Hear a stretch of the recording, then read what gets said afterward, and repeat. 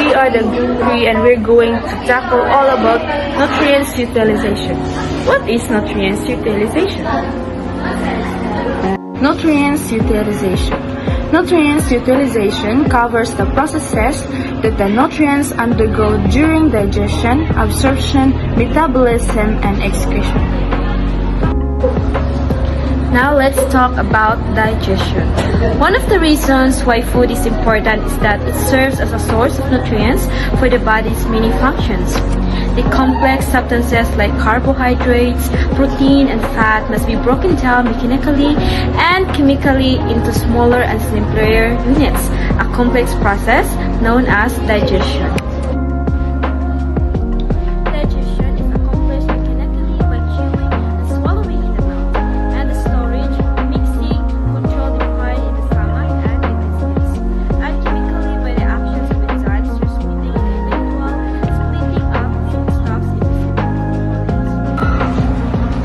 Enzymes, which are protein in nature, are substances that initiate and accelerate chemical reaction without themselves undergoing change. The digestive enzymes are divided into three groups: the analysis or starch splitter, the fat splitters, and the proteases or protein splitters. There are parts of digestion. The first part is digestion in the mouth.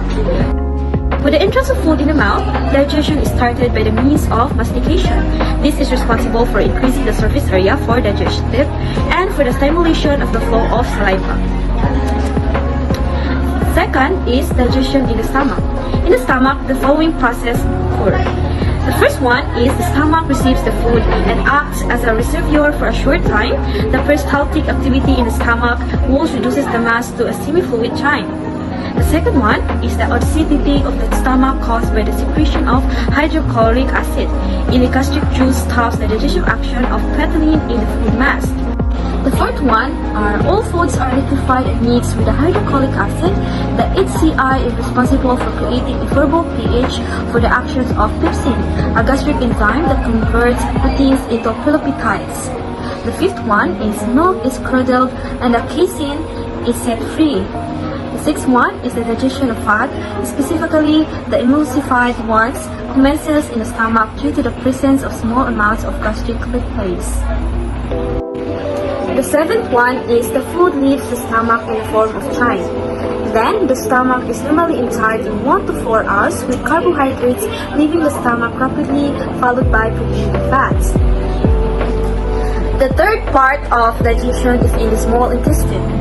The small intestine was divided into duodenum, jejunum, and epithelium. Majority of the digestive processes is complete in the duodenum and the rest mainly functions principally in the absorption of nutrients. In the duodenum, pancreatic juice, bile salts, and intestinal juice chyme is mixed with the sodium bicarbonate secreted by the pancreas and controlled by the hormone secretin to make alkaline or neutral. Bile is produced by the liver cells and stored in the gallbladder. Fats are emulsified in the presence of bile, and the pancreatic lipase converts fat to monoglycerides or glycerol and fatty acids. The enzymes necessary for protein digestion, trypsin and chymotrypsin, are present in the inactive form, which is activated by enterokinase. The fourth part of digestion is in the large intestine. The large intestine does not take part in the digestion of foods. Any bulky and unused parts of the diet are passed on to it. Next is absorption. When the products of digestion pass through the lining of the digestive tract into the bloodstream and lymph, it is termed absorption. Fat absorption. The way the body handles the absorption of fat is related to the length of the carbon chain. And then protein absorption. Small finger-like structure that increase the absorptive surface area of your small intestine. And the other one is mineral and vitamin absorption. The digestive system extracts the vitamins and minerals in the digestive food, absorbing into the bloodstream. And the last one is water absorption. The amount of water absorbed by a material and is calculated as the ratio of the weight of water absorbed to the weight of the dry material. Next is metabolism. It's a word used to indicate the chemical changes which take place in the cells and tissues which are necessary for the fulfillment of vital function of the living organism. Carbohydrates metabolism. When the end products of carbohydrates, the digestion, are finally absorbed by the body, they have to undergo several reactions before they can produce energy. Fructose and galactose are eventually converted to glucose.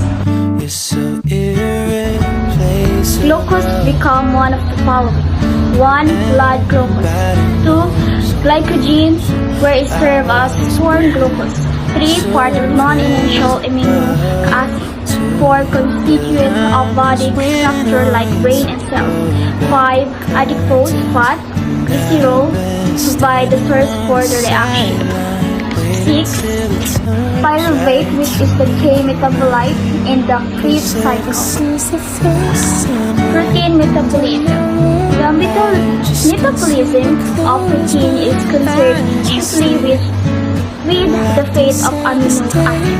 The amino acid which arise from the absorption of amino acid from intestine, from tissue, protein breakdown, and from the sources form part of the amino acid pool. May be used as follows. Number 1. Synthesis of body proteins like structural tissue proteins, hormones, enzymes, and nerve proteins. Number 2. After the removal of the amino group, the carboxyl group of keto acid may follow the pathway of the carbohydrate and fat through the pyruvate to produce energy, or they may form part of the non-nitrogenous portion, the synthesized non-essential amino acids. Number 3.